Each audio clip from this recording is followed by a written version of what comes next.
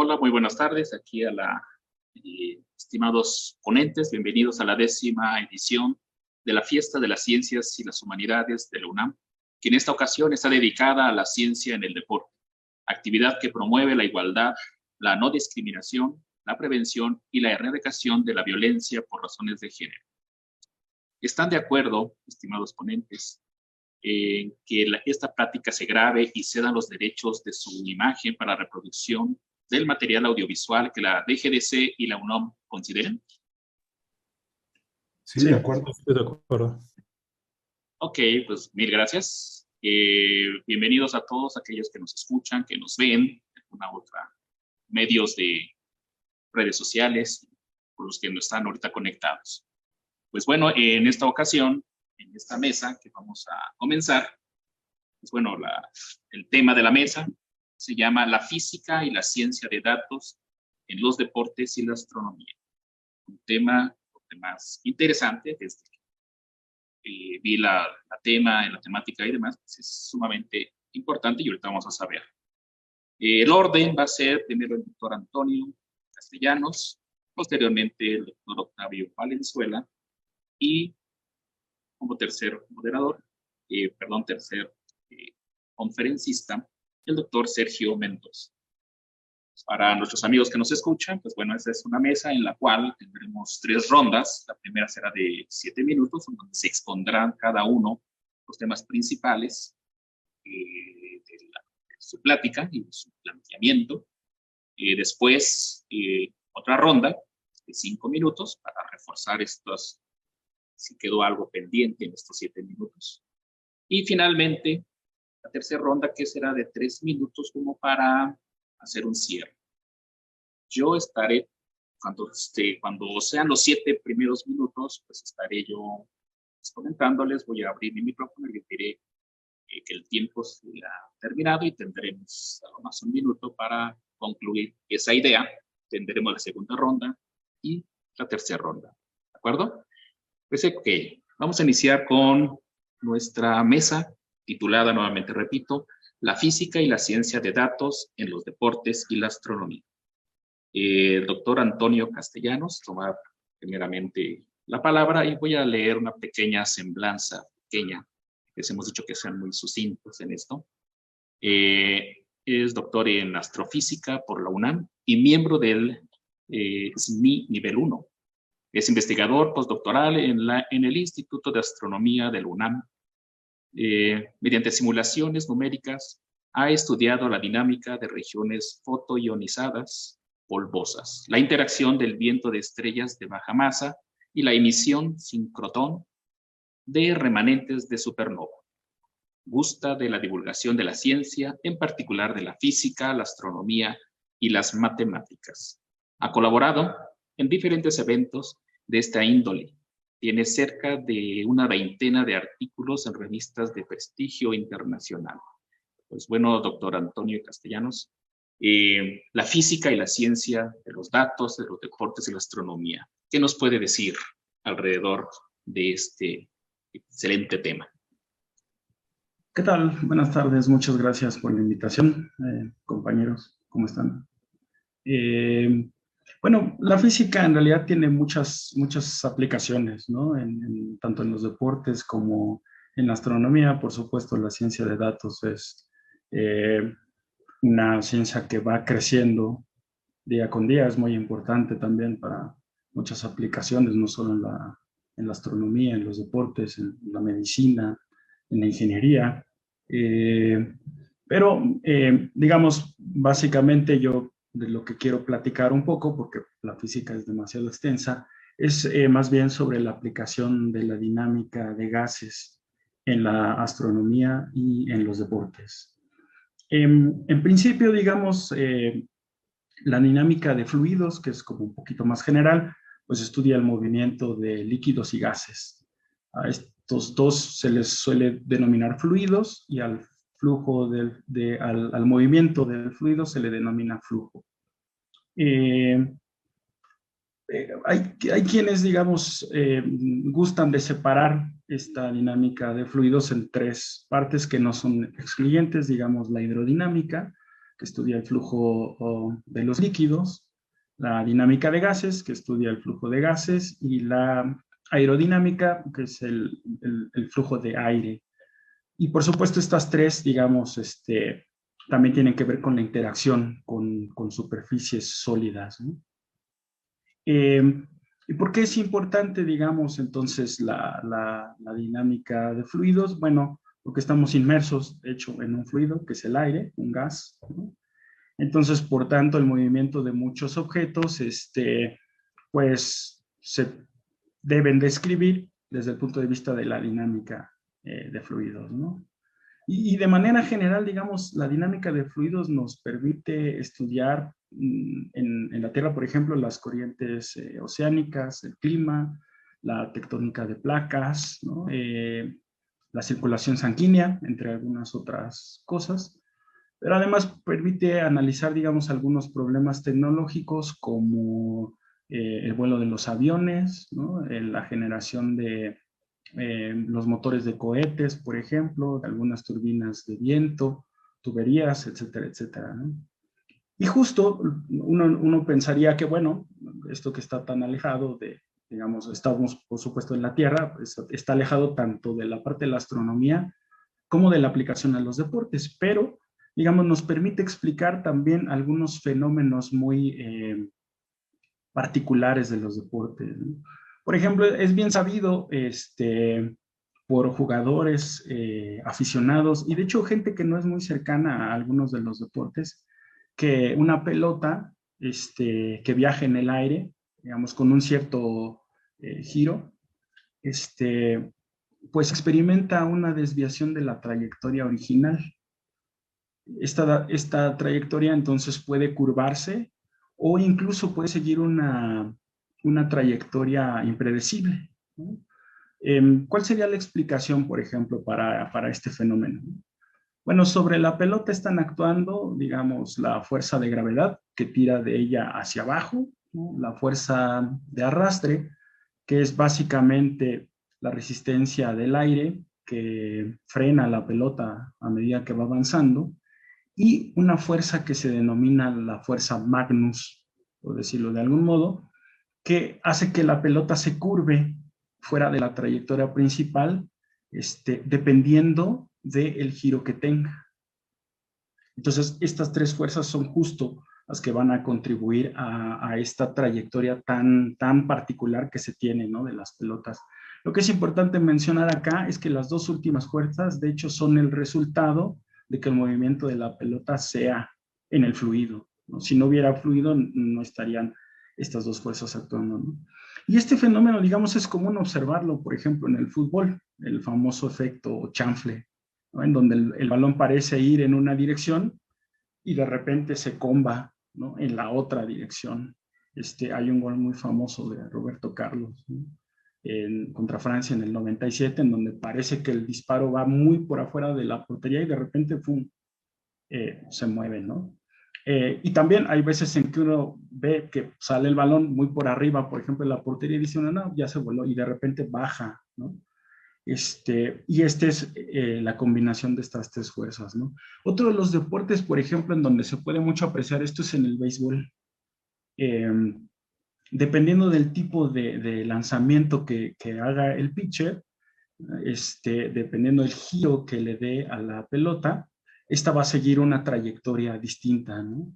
Los tres de los lanzamientos más famosos en el béisbol son la recta, que es el más común. Digamos, acá lo que sucedería es que la fuerza Magnus está contrarrestando o tratando de contrarrestar a la gravedad, y esto le permite a la pelota seguir una trayectoria un poco más recta por más tiempo, ¿no? Esa sería la recta, ¿no? Acá,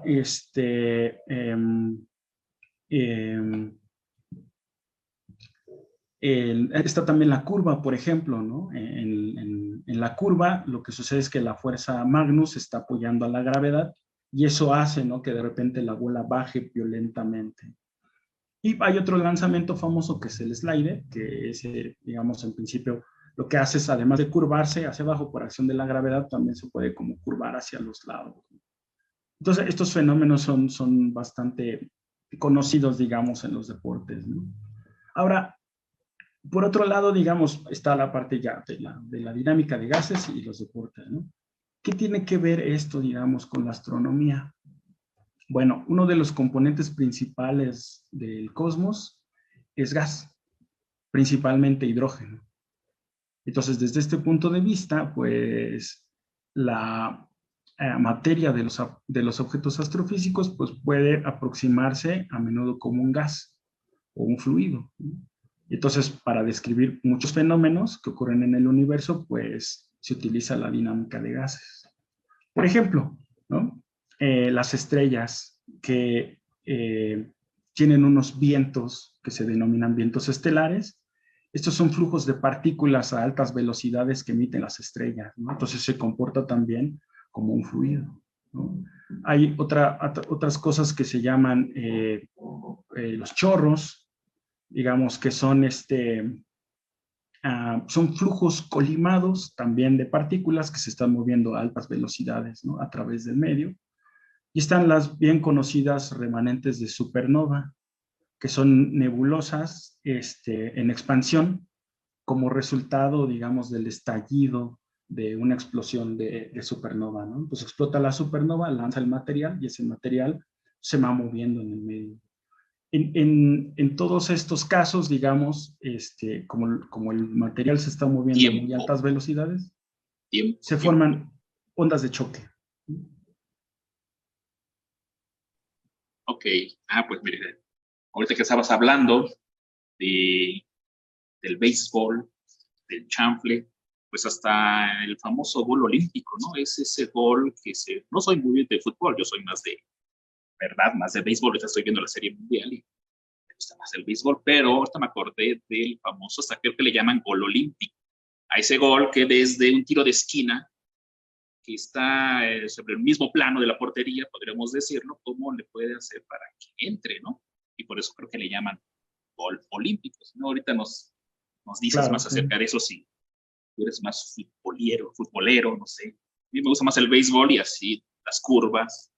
También es bien interesante. De hecho, está ya casi la Serie Mundial. Estamos ya. Ok, entonces, damos pie ahora al doctor Octavio Valenzuela. Valenzuela, escolista. Acordé de mis tiempos. Ok, pero ya. Doctor Octavio Valenzuela. Él realizó el doctorado en la Universidad Estatal de Nuevo México, Estados Unidos, y un postdoctorado en la Universidad de Washington en Seattle. Trabaja en tópicos modernos de cosmología astrofísica.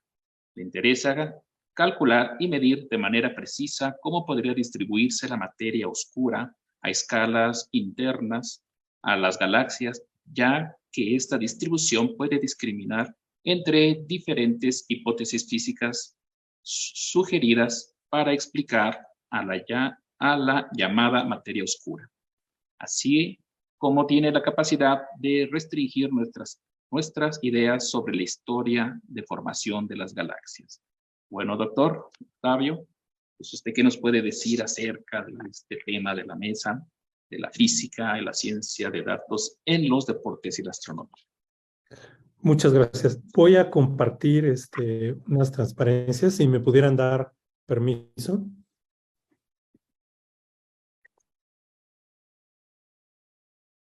¿Sí? ¿Ya puede? No. Un segundito, un segundito. Segundito.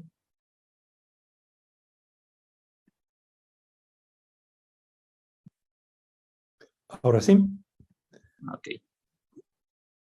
Muy bien. Entonces, complementando lo que mi compañero acaba de decir acerca de la parte física y de la conexión con los deportes, quiero establecer que lo que se llama ahora ciencia de datos es un enfoque multidisciplinario que utiliza matemáticas, estadística, cómputo ahora bastante poderoso, inteligencia artificial, esencialmente para caracterizar o visualizar información, saber por qué ocurre un proceso y qué variables o factores determinan esto, con la intención de realizar predicciones o extrapolaciones y finalmente pues poder tomar decisiones. Eso pues abarca todos los aspectos de la vida. Los deportes no están exentos, el entendimiento del universo tampoco. Me voy a enfocar un poquito a algunos ejemplos del fútbol. Aquí tenemos una imagen de estadio universitario. Actualmente pues hay muchísimos programas de análisis de los deportes profesionales. Aquí hay un ejemplo. Hay casos donde incluso se habla de cuántas veces un jugador toca el balón, qué pases acertados da, etcétera. Y se busca en base a experiencia, a veces algo de números y mucha intuición, poder interpretar por qué ocurren las cosas, qué tan certeros son o no estos análisis. A veces lo son, muy certeros, a veces no. Pero la gente que se dedica de manera profesional a estos deportes ha decidido llevar más allá, utilizando las herramientas de lo que llamé ciencia de datos, para entender por qué ocurren las cosas. La Liga de Básquetbol de Estados Unidos, la famosa NBA, tiene mucho trabajo en esta dirección. Aquí pongo el ejemplo, muchas de estas científicas apoyando un deporte, hay varias colegas mujeres que son doctoras en ciencias computacionales, o en matemáticas, o en física, y que además conocen mucho del deporte y pueden traducir esto a los entrenadores, a los jugadores. El ejemplo que pongo aquí es representado en dos imágenes. Una imagen es de los 80s, 90s y otra es más contemporánea, ¿no?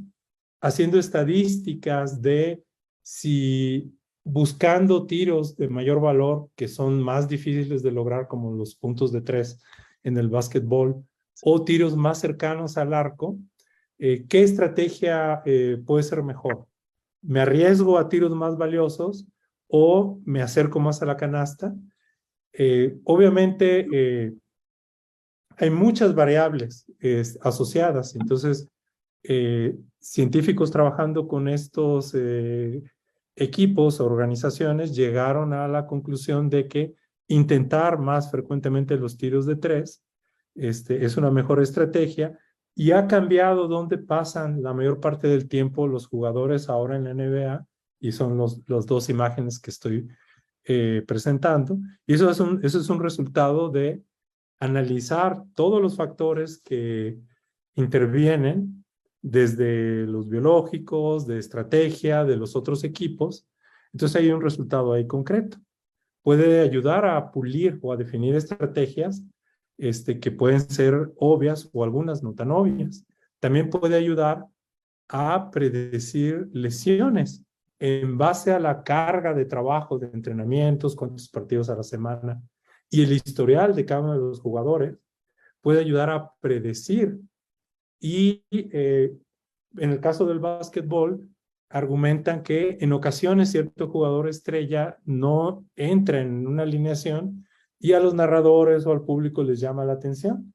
Pues es para cuidar justamente el prevenir antes de que ocurra una lesión complicada.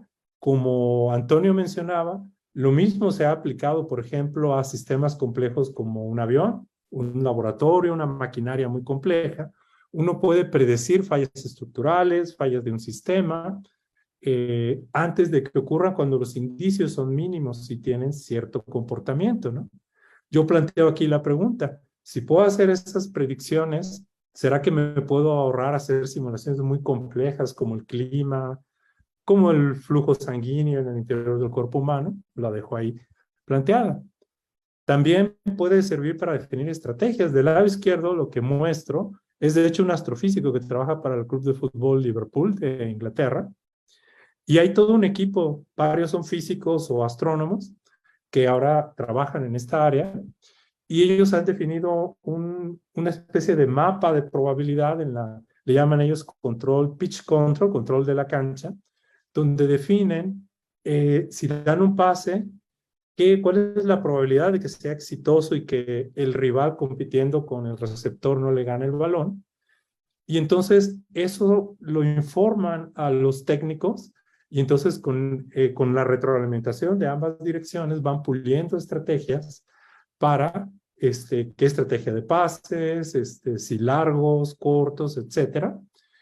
Ahorita no tengo mucho tiempo de entrar en detalle, pero se podrán preguntar, bueno, ¿y esto qué tiene que ver con la astronomía? Del lado derecho lo que muestro es algo que se conoce como mapa autoorganizado. Determinar la distancia a las galaxias es algo que queremos mucho, a las estrellas, a las galaxias, es algo bien complicado.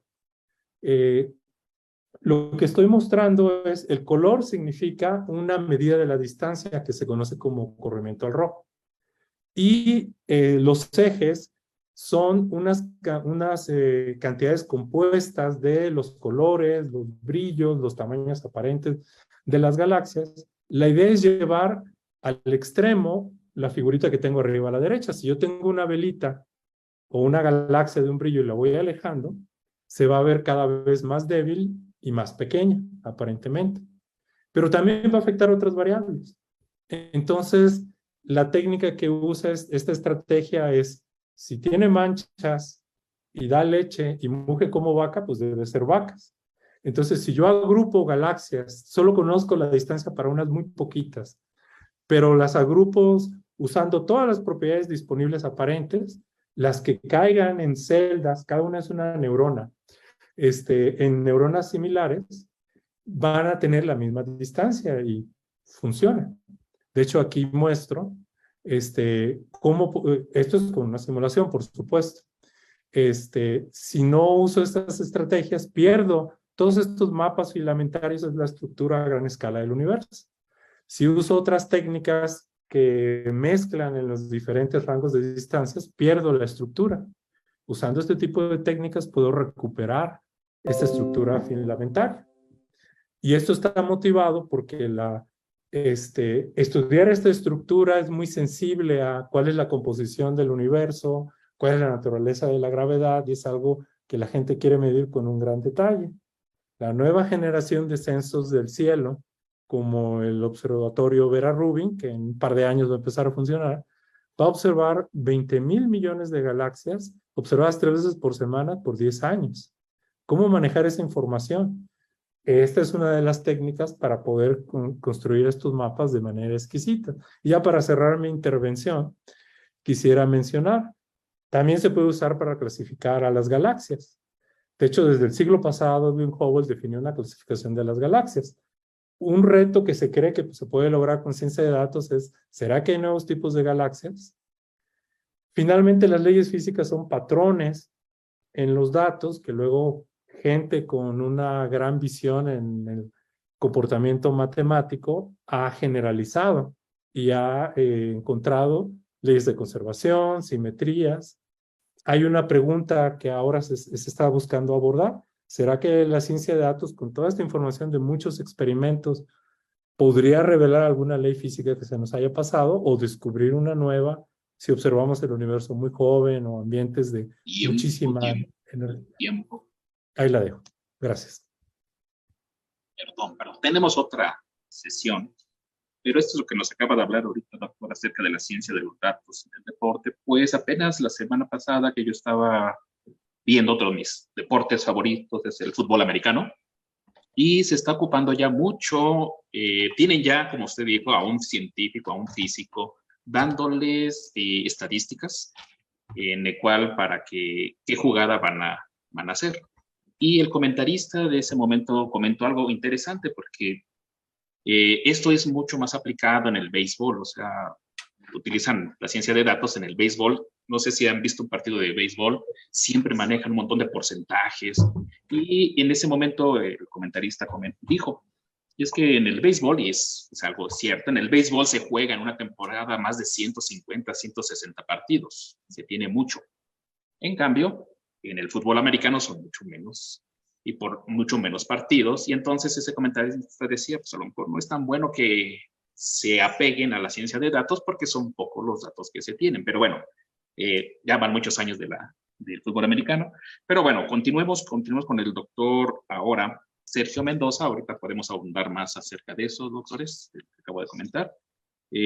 Sergio Mendoza, investigador del Instituto de Astronomía de la UNAM, desde el 2001. Tiene licenciatura en física por la UNAM en 1995. Obtuvo la maestría en estudios avanzados en matemáticas por la Universidad de Cambridge en el Reino Unido en 1996. Su doctorado en ciencias naturales lo obtuvo en el año 2000, trabajando en el Departamento de Física y el Grupo de Astrofísica del Laboratorio Cavendish en la Universidad de Cambridge, Reino Unido. Sus intereses están relacionados con la astrofísica relativista y la astrofísica de altas energías. Doctor, ¿qué nos podría decir usted acerca de este tema? Muchas gracias por la presentación y muchas gracias por la invitación. También ahorita voy a tratar de presentar unas cosas, entonces en un momento voy a compartir mi pantalla.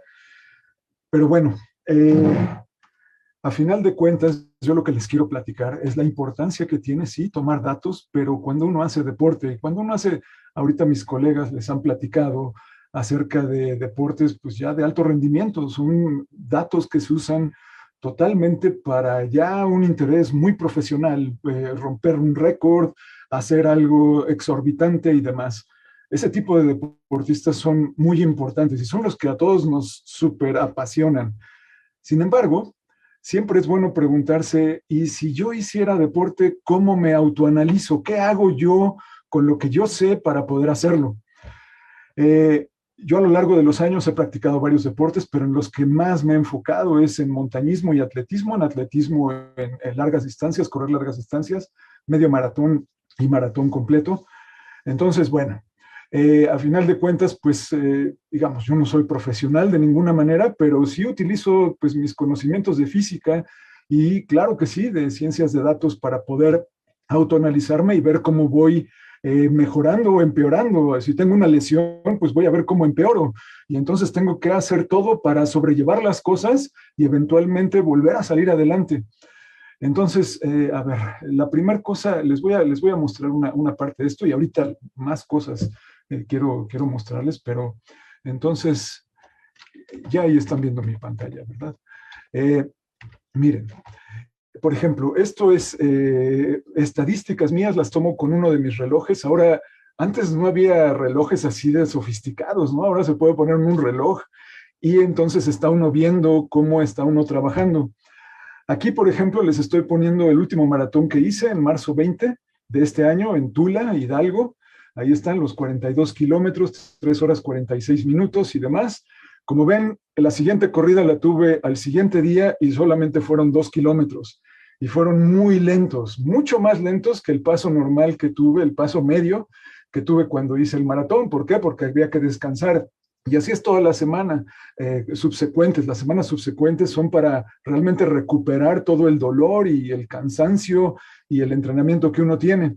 Y entonces todo esto eventualmente, aquí no encontré la mejor manera de hacerlo, lo tengo en otras partes, pero puede uno ir viendo todas las distancias que uno recorre, los tiempos que uno hace. Por ejemplo, ahorita vieron en el maratón, hice 5:28 por kilómetro y fue un maratón muy demandante. Tenía 300 metros de altura y después 300 metros de bajada. Eso es súper, súper fuerte para un maratón, muchas subidas, muchas bajadas. El maratón, por ejemplo, de la Ciudad de México es casi plano, casi no tiene subidas y bajadas, y hay otros maratones mucho más planos donde uno puede tener mejores velocidades. Pero bueno, vean, por ejemplo, algunos entrenamientos se hacen, por ejemplo, una semana antes, 13 kilómetros a 4:58 por kilómetro en promedio. Claro, no todo el tiempo corre uno igual, hay veces que corre uno 1 kilómetro más adelante, más abajo. El punto es que hace una estadística de todo eso y empieza a hacer un análisis de datos. Por ponerles un ejemplo, aquí está en una sola carrera, esta fue la del maratón, cómo fue mi cuerpo respondiendo ante eso. Bueno, ya se me hizo ahí chiquito el mapa no importa, sino es esta cosa, cómo va cambiando algo como función del tiempo. A ese tipo de cosas es una toma de datos que se hacen, digamos, por segundo, cada segundo se toma un dato y eventualmente uno tiene que analizarlos haciendo estadísticas, no solamente el promedio, sino para ver también el rendimiento, cómo ha entrenado antes la persona, cómo está respondiendo ante la adversidad, que puede ser el clima, el viento, todo tipo de cosas que pasen. Y si lo ven, todas estas gráficas están mostrando sube y bajas. Aquí es la elevación, después el paso promedio. Generalmente doy un paso de 1.20 metros cada zancada.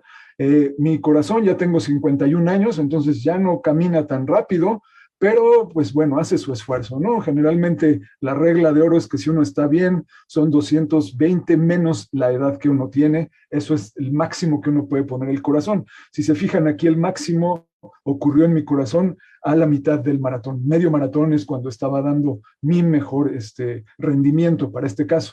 Curiosamente fue un maratón que no tuve tiempo de entrenar. Este maratón solamente me enteré un mes antes de que iba a estar este maratón. Me inscribí y dije, vámonos a ver si lo acabo. Y bueno, sí lo pude acabar. Y bueno, son este tipo de cosas de los que han estado hablando mis colegas, o sea, la toma de datos. Esto es importantísimo. Esto es exactamente lo mismo que hace uno en astronomía también. Les voy a mostrar un ejemplo de mi trabajo. Esto lo hace muy automáticamente el reloj que tengo, ¿no? Entonces se pone un reloj y pone uno, hay un aparatito que se pone en la parte de la cintura posterior. Y entonces ese va midiendo también la oscilación del cuerpo, tiene un acelerómetro para hacerlo. Entonces se vuelve muy interesante hacer todo este análisis para una cosa personal.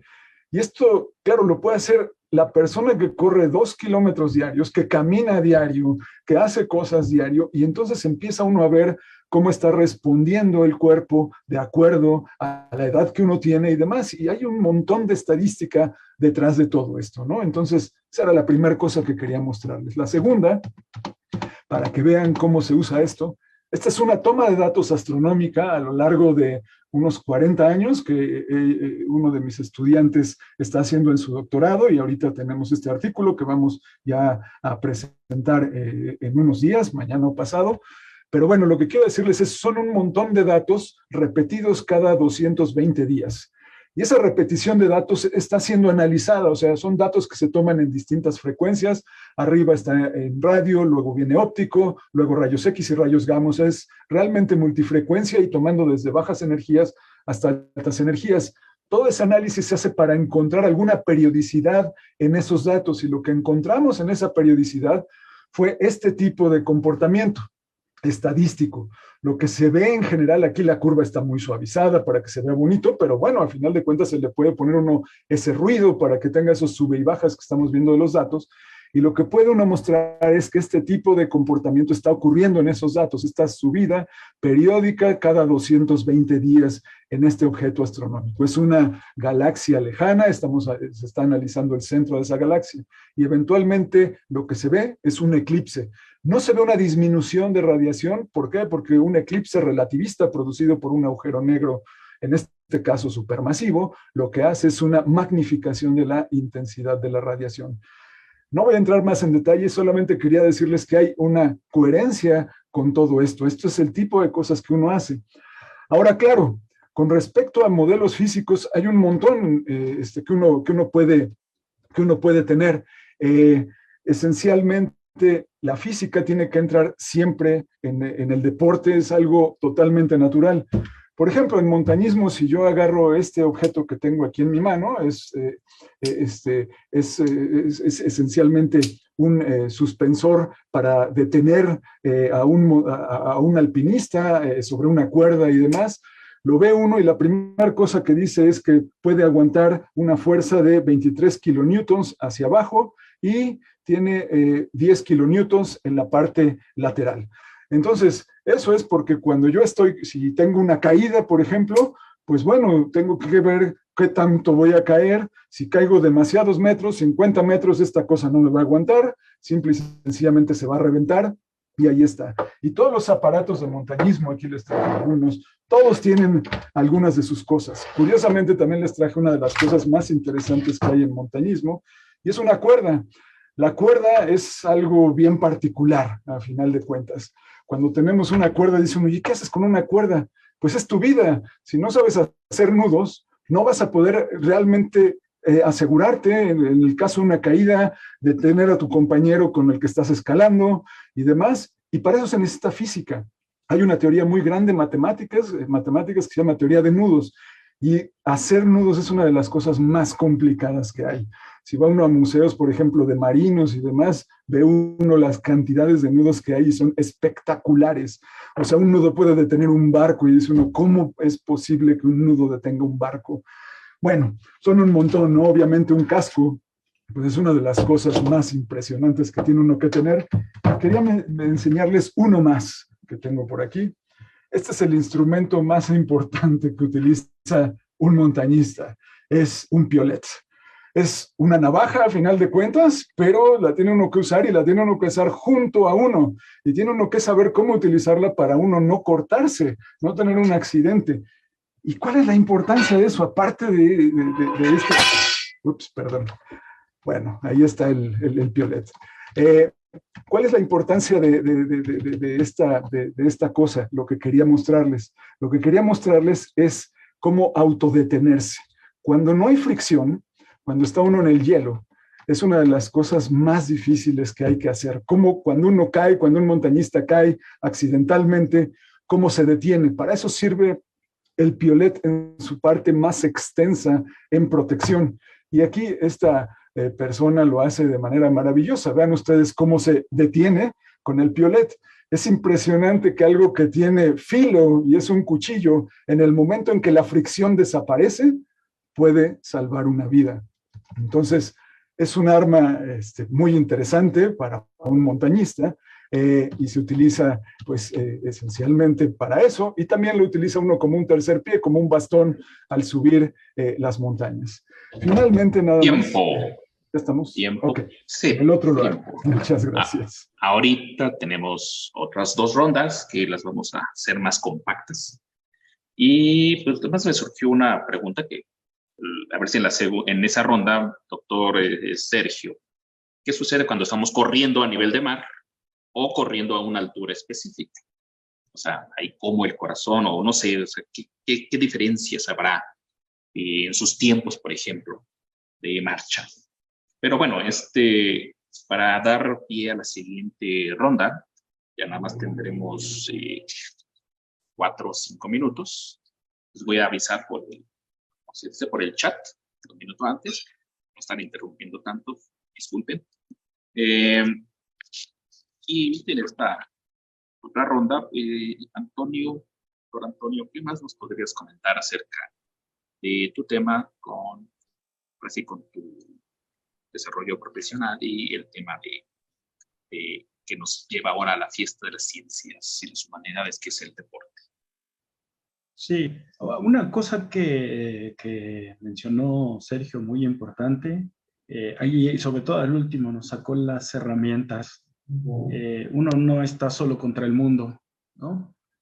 Hay tecnología atrás de eso, y atrás de eso hay un montón de estudios de ciencia de datos, ¿no? Tú te puedes imaginar, por ejemplo, ahorita que Sergio sacó el casco, recordé los cascos de los ciclistas, por ejemplo, las bicis, algunos otros aditamentos, la ropa, por ejemplo, para los corredores, para los nadadores, los esquís, y también los cascos, ¿no? Para los deportistas que hacen, por ejemplo, ski jump, ¿no?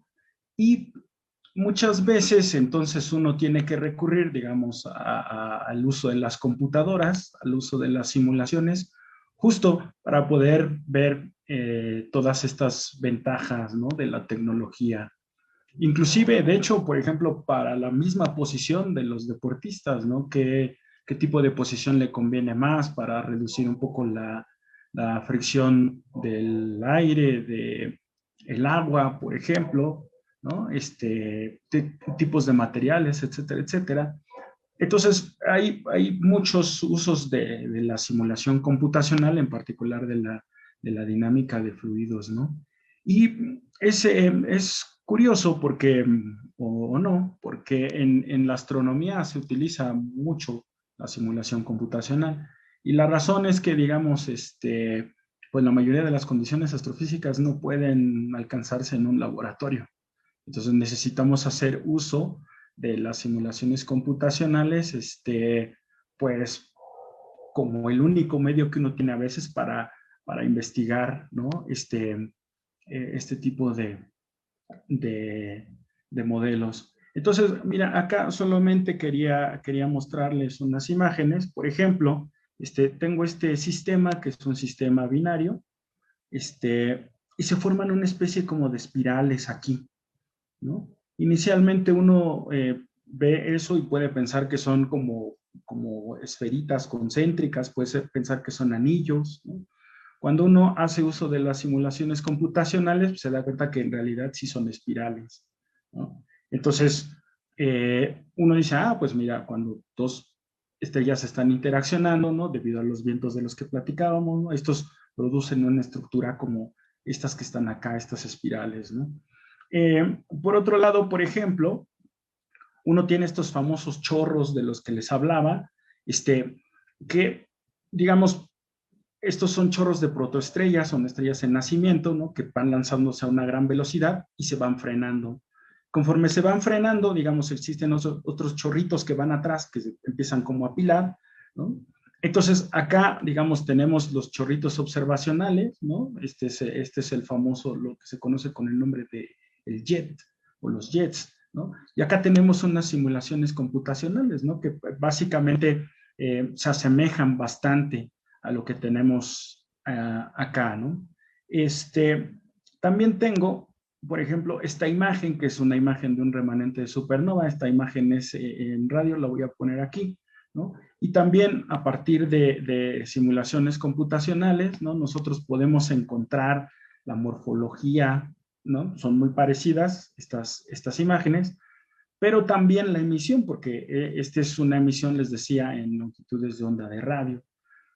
Entonces, las simulaciones computacionales muchas veces nos permiten pues poder estudiar cosas que de otro modo no se podrían, ¿no? Por ejemplo, en el caso se ha hecho desde hace ya tiempo, ¿no? Antes la estructura de los aviones se utilizaban los túneles de viento, ahora se utilizan túneles de viento computacionales, ¿no? Son mucho más económicos, más fáciles, digamos, en principio de hacer. Entonces, esto es de gran ayuda, ¿no? Y ahorita justo lo recordé porque, bueno, Sergio nos estaba hablando de toda esta parte y, bueno, la tecnología también, ¿no? Ayuda a esto. Sería todo por mi parte. Ok. Ahorita que estabas hablando de dinámica de fluidos, me acordé así, los nadadores. También ellos, los nadadores, utilizan trajes especiales, porque creo que si hablamos del aire, dinámica de fluidos, pero si hablamos del agua, pues todavía la densidad es mucho mayor.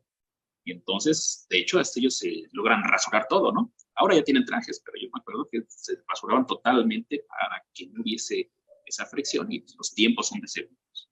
Creo que el primero fue Ian Thorpe en Sydney 2000. El primero que yo...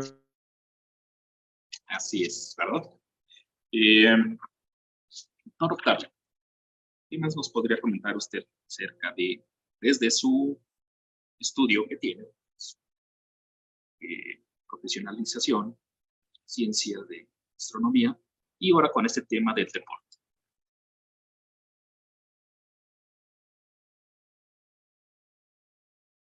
Bueno, un poquito seguimiento a lo que se acaba de mencionar. Incluso se está buscando regular, ¿no?, la tecnología en los trajes, porque hay una discusión acerca de que si ya es la tecnología del traje o es realmente las características del nadador. Y eso me lleva también a unas palabras, digamos, de precaución de todas estas técnicas que parecen magia, ¿no? De machine learning, de inteligencia artificial, de ciencia de datos, ¿no? Muchas veces, aunque parezcan, son muy poderosas y aunque parezcan magia y que pueden predecir todo, es como ocurre a veces con el clima, que es a donde a veces se aplican también esas técnicas. Garantizar una certidumbre es complicado. A veces es posible si el sistema o si los datos digamos, con los cuales se entrenó el algoritmo son muy representativos de todas las opciones, hay mucha precisión, pero en muchas ocasiones no ocurre. Por eso es que diferentes equipos ganan en el deporte a pesar de que invierten tanto en esto, porque no se controlan todos los factores, ¿no? Ni tampoco se entienden todos, ¿no? Simplemente hay una retroalimentación de las capacidades de los deportistas, de las estrategias de los entrenadores y este tipo de análisis que ayuda mucho, ¿no? A un mejor rendimiento, ¿no? Entonces, todas estas técnicas, sea en el deporte, en la astronomía, en la física, en la ingeniería, en la economía, hay que verlas con precaución. Aún así, voy a compartir una imagen que a mí me parece una oportunidad muy interesante, ¿no? En el caso de la astronomía, pero en realidad se aplica también al clima y a muchas otras cosas, ¿no? Lo que tenemos aquí es una simulación hidrodinámica de los colegas que trabajan con fluidos, las ecuaciones de Navier-Stokes. En ciertas condiciones son muy complicadas y requieren supercomputadoras, ¿no? Para realizarse en ciertos regímenes. Desde el año pasado se ha visto que finalmente lo que uno utiliza para resolver las ecuaciones, muchos de esos integradores hacen predicciones. Y si estos algoritmos pueden realizar predicciones, quizás yo con alguna de estas simulaciones puedo entrenar a estos algoritmos y luego averiguar si me pueden hacer predicciones distintas. Y esto es justo lo que tenemos.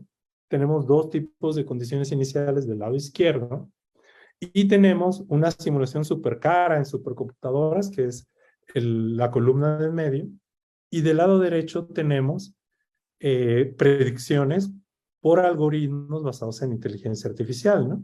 Entonces se abre la pregunta, para todos estos de las simulaciones de túneles de viento, de la circulación sanguínea, ¿cuál posibilidad hay de formar un coágulo, por ejemplo, ¿no? Hay posibilidad de medicina personalizada, por ejemplo. Se hacen hipótesis de que eso podría ser cierto, pero todavía no lo sabemos, todavía no es una realidad, ¿no? Pero esto abre posibilidades muy grandes.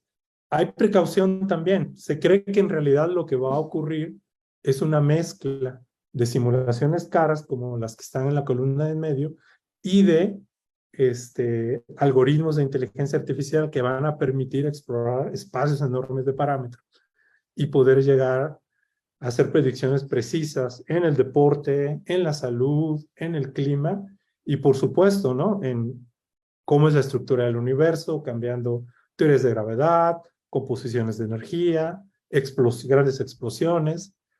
Aquí mis colegas que trabajan en esos temas saben lo caro que es simular una explosión a ultradetalle, ¿no? Entonces esto creo que es algo que vamos a escuchar en los siguientes años, en el deporte, por supuesto, y en la astrofísica y en la vida diaria. Entonces dejo de compartir. Sí, es sumamente interesante. Por así que desde el deporte, cómo empieza todo a fluir, a quedar más o menos claro, o más que nada, más que claro, es la importancia, o sea, cómo cada uno ve de diferente manera desde su perspectiva. Doctor Sergio Mendoza Ramos, ¿qué más nos podría usted compartir? Claro, con respecto a la pregunta de la altura, o sea, sí, pues si está uno en altura, genera uno más glóbulos rojos, pero hay que irse abajo para realmente dar máximos. O sea, se tiene que entrenar arriba mucho tiempo, sí, para tener más glóbulos rojos. Es más difícil, más pesado para todo el cuerpo, no solamente en las respiraciones, todo el cuerpo lo sufre más, pero hay que ir después abajo a nivel del mar a hacer máximos. Si no hace uno esa combinación, no funciona. Si yo nada más me voy al Popocatépetl y ahí me quedo en hacer un campamento y me voy directo a una carrera, la que sea, o a un partido de fútbol, lo que sea, no lo estoy haciendo bien. Tengo que ir abajo para también enseñarle al cuerpo y a mi corazón y a todo cómo es cuando yo dé mi máxima potencia. La altura es importantísima. Un montañista sufre eso muchísimo. Arriba de 8,000 metros sobre el nivel del mar es la zona de la muerte y hay que estar lo menos posible. Entonces, es súper complicado y hasta lo sabe uno en lo más sencillo. Miren, cuando uno calienta, esto es un tanquecito de gas, ahora que está muy preciado el gas, es un tanque de gas para un montañista. No es cualquier tanque de gas, o sea, si yo agarro un tanque de gas con el cual yo hago una carne asada con mis amigos aquí en la Ciudad de México y me lo llevo a la panza del Iztaccíhuatl en un campamento que tengo allá, no va a prender. Simple y sencillamente no da combustión. La mezcla tiene que ser butano, propano e isobutano para que pueda yo hacer la combustión. Entonces, hasta la química entra en todo esto. Ahora bien, regresando un poco a todo lo importante, bueno, todo esto es física, a final de cuentas, pero hay algo que a todos nos debe de dar muchísimo gusto, y es cuando se rompió el récord en el estadio universitario, en la ciudad universitaria, de salto de altura en las Olimpiadas de 1968. Y la persona que lo hizo, ahorita van a ver, antes de él, de esta persona, creo que ahí está, se brincaba de esta manera, el salto de altura, de frente, y bueno, un poco de ladito, y ahí está. Pero hubo alguien que era un ingeniero que se dio cuenta que así no se debería de brincar, que había que cambiar la historia y hacerlo.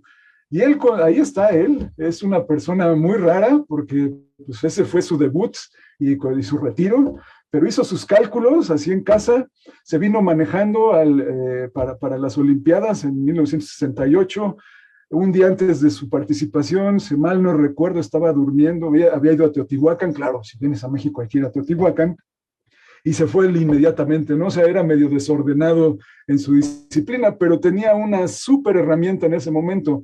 La física se dio cuenta que si brincaba de espaldas, su centro de masa iba a estar bien controlado y no tenía que subirlo tanto como los demás. Y eso fue lo que hizo para ganarse la medalla de oro. O sea, fue la primera vez que alguien brincó de esa manera y utilizó perfectamente conocimientos de física muy bonitos. Entonces, ahí lo van a ver, ahí están sus cálculos de él. Entonces, bueno, el video tardó un poquito, pero bueno, ahí está cómo se brinca ahora, ¿no? Todos lo hemos visto, ahí está él brincando en 1968 y rompiendo el récord en ese entonces de salto de altura. Entonces, hay muchas maneras de hacer esto, no acaba uno realmente, ¿no? Es espectacular utilizar la física para esto, los récords se rompen. Y si nos fuéramos a otros lugares, incluso en ciencia ficción, hay un libro de Isaac Asimov que se llama Los dioses mismos, y es donde ya se tiene antes de esta época, ya estaba como que previsto en ese futuro de esa época, que ya tendríamos un acelerador de partículas en la Luna, ¿no? Y entonces ya había gente viviendo en la Luna. Eso es lo que deberíamos de estar ahorita y no con tonterías, pero bueno. Ok, entonces la gente hacía exhibiciones, los terrestres iban a la Luna a hacer exhibiciones, pues porque ahí hay menos gravedad. Entonces imagínense un acróbata, la manera de hacer sus piruetas y sus vueltas y lo espectacular que es, ¿no? Entonces tiene que trabajar de otra manera, pero claro, llega con una fuerza, porque aquí la gravedad en la Tierra es mucho más fuerte, allá está más leve y entonces puede aprovechar. Finalmente, y con esto quiero acabar, hay un cálculo que es siempre muy bueno hacerlo y no quiero hacerlo, solo se los voy a dejar de tarea a los que quieran hacerlo. Imagínense, a ver, ¿cómo calcula uno cuánto puede uno brincar con una garrocha, ¿no? O sea, que es el salto de garrocha y dice uno, bueno, eso está espectacular. Y entonces agarra uno y dice, bueno, pues a ver, imaginemos que yo corro a 100 metros en 10 segundos, así nada más. Y llevo esa energía cinética y de pronto la cambio totalmente a energía potencial. Hace uno el cambio y la altura que sale son 5 metros. ¿Qué pasó? Los de salto de garrocha brincan más. Ah, claro, es toda la acrobacia y la fuerza muscular que están haciendo para ganar esos centímetros adicionales y llegar al límite. Entonces es impresionante, ahí la física nos da nada más una entrada, pero lo demás depende del atleta en su desempeño en el aire. Totalmente de acuerdo, es cierto, eso no lo había pensado de esa manera, de verdad. Y pues bueno, ya para concluir esta mesa, pues vamos a darles un minuto, yo creo que puede ser suficiente para concluir cada uno de ustedes, 1 o 2 minutos, y terminar de esa manera y ver si hay algunas preguntas y rápidamente las contestaríamos. Doctor Antonio Castellanos. Sí, gracias. Entonces, bueno, acá lo que hemos visto, digamos, es básicamente la aplicación de la física en, eh, en dos disciplinas que aparentemente son muy distintas, que pueden serlo, pero que la física ayuda justo, ¿no? A revelar esos aparentes misterios de estas dos disciplinas, ¿no? Y por supuesto también la aplicación de la ciencia de datos, que va a ser fundamental, como lo ha mencionado Octavio, en todos los aspectos de la vida cotidiana, ¿no? Uno puede pensar no solo, digamos, en el aspecto de mis intervenciones de la mecánica de fluidos, hay un montón de otras aplicaciones de la física, ¿no? La mecánica, este, la estática, por ejemplo, el equilibrio, el electromagnetismo, están inmiscuidos en un montón de este tipo de fenómenos, ¿no?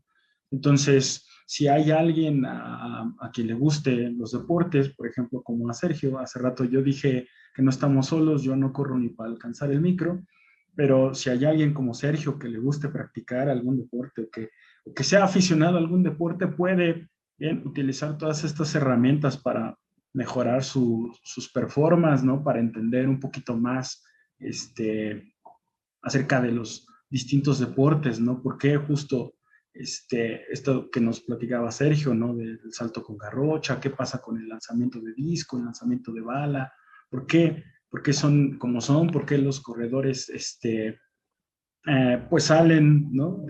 Inician su carrera con una cierta posición, etcétera, etcétera. Entonces la física está en muchas partes de la vida cotidiana y por supuesto en otras que parecen no ser parte de la vida cotidiana, pero también son importantes como la astronomía.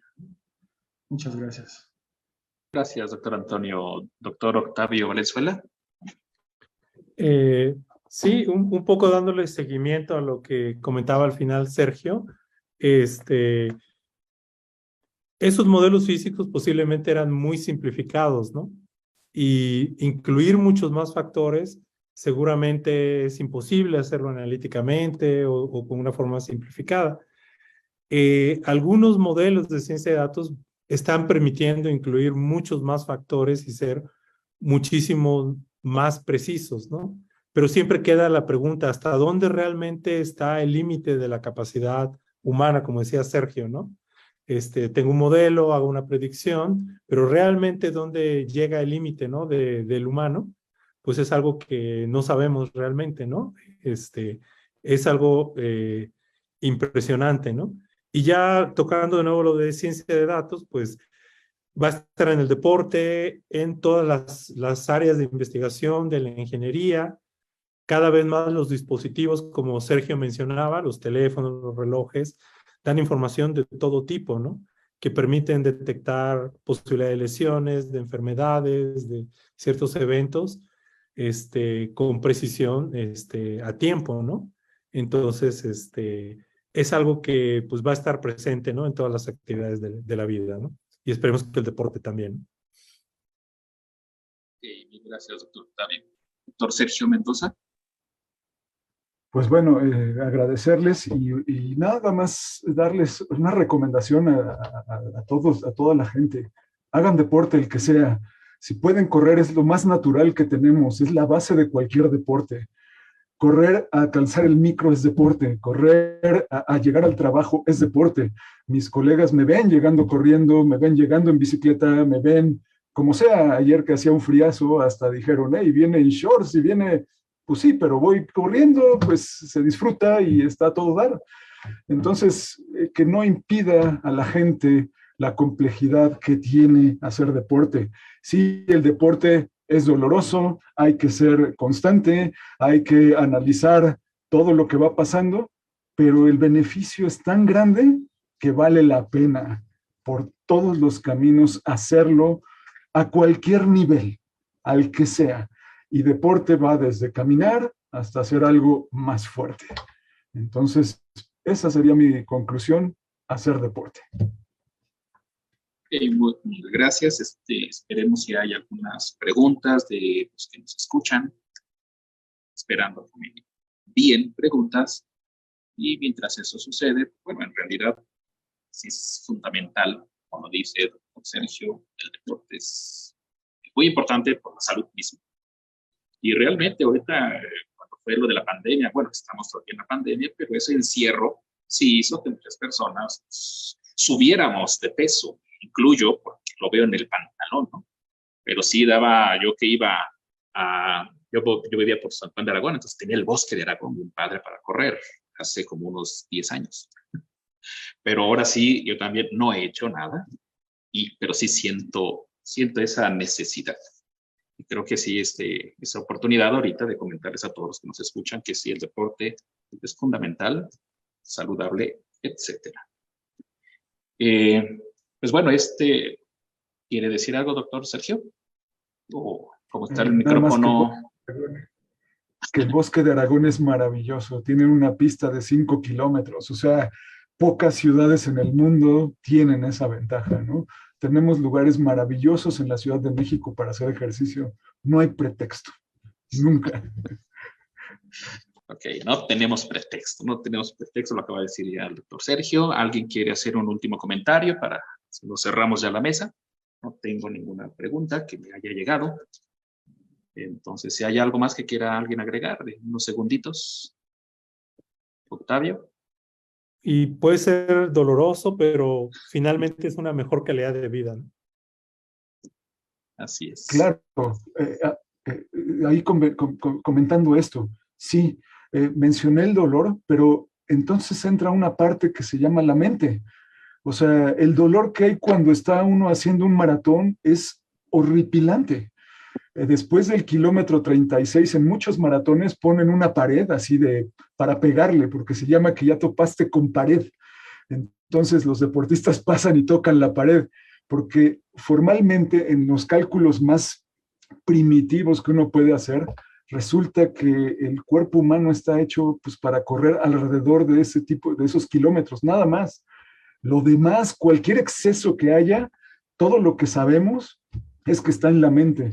Entonces es una combinación muy bonita entre mente, cuerpo, resistencia, entrenamiento. Todo se mezcla de una manera súper elegante a final de cuentas. Entonces, va más allá a final de cuentas de toda la ciencia de datos. La ciencia de datos nos ayuda, pero esta parte mental y el esfuerzo individual de cada persona supera todo eso. De verdad, lo supera. Sí, es bienestar físico, mental y social, ¿no? Exacto. ¿Qué más? Y además hay Antonio. mucha diversidad de deportes que se pueden practicar, ¿no? O sea, no solo es uno, hay muchos que se pueden practicar y que todos resultan beneficiosos, ¿no?, para la salud. Ok, bueno, pues con esta invitación que todos nuestros panelistas el día de hoy nos han dado acerca del deporte y de la importancia y de cómo se liga el deporte con la astronomía, la astrofísica relativista, etcétera, en la física, en las ciencias, pues damos por concluida esta mesa que se llamó La física y la ciencia de datos en el deporte y la astronomía. Mil gracias, investigadores, mil gracias. Ha sido un placer estar participando hoy con ustedes. Gracias. Hasta luego. Muchas gracias. Gracias.